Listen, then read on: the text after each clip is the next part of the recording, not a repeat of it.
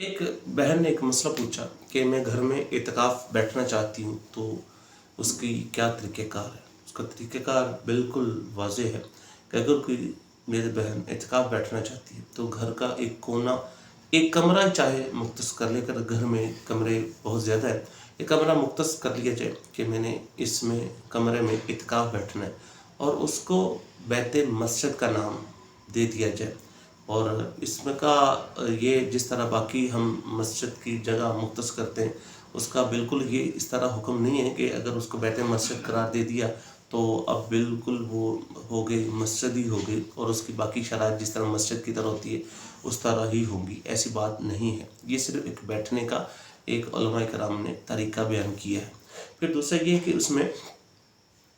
वो अपने उसमें कोई ऐसी चीज़, अगर वो सब्ज़ी बनाती है तो बना सकती है, इसमें कोई मसला नहीं,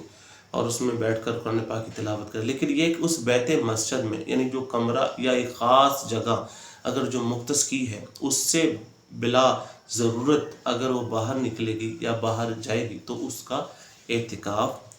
टूट जाएगा। और ये भी है कि इसमें एतिकाफ़ जो है, और इसमें वो अपने बाकी औरात व वज़ाइफ को करे, कुरान पाक की तिलावत करे, इसमें नमाज